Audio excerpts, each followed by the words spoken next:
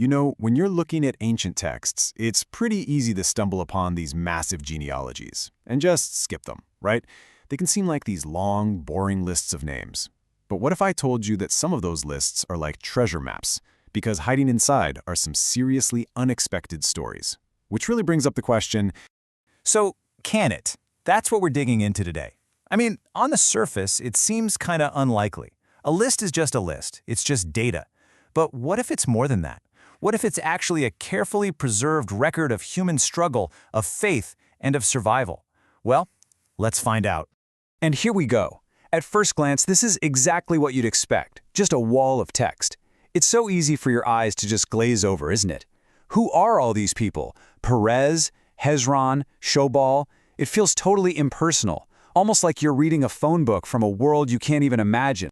But we're not going to skip it. Nope, because buried in lists just like this one are clues about real people, living through real events. You just have to know where to look. So, we're going to zoom in and see what we can uncover together.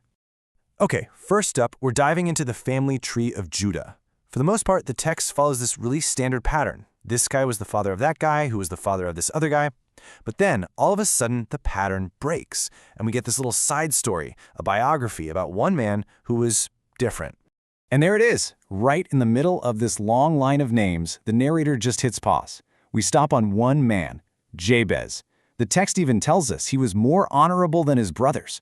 So what made this guy so special? Why does he get his own little spotlight in this ancient record?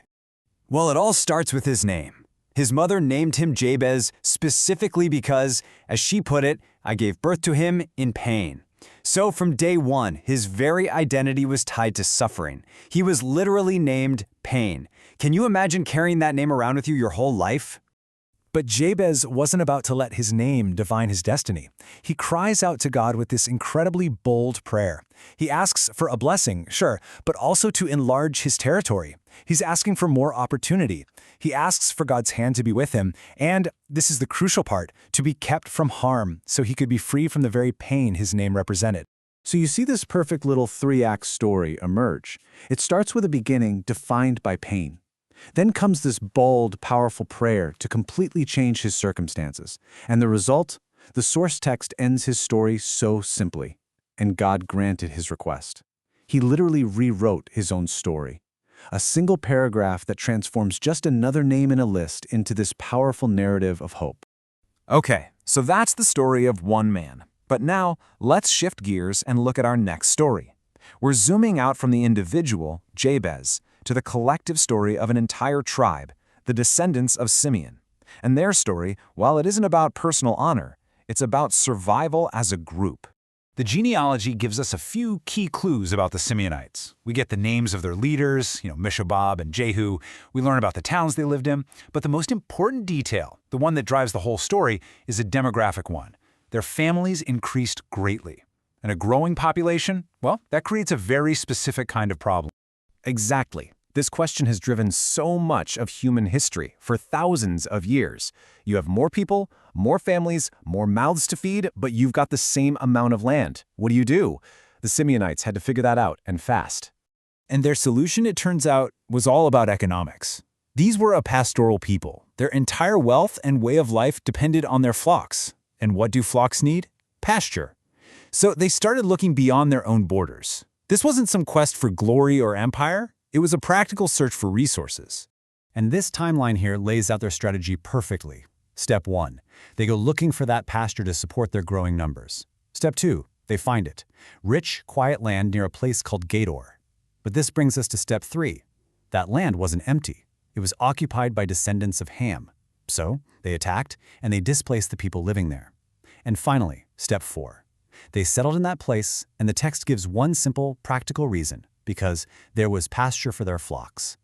It's a really stark, 4-step story of migration and conflict. And it didn't even stop there. The source gives us another super specific detail.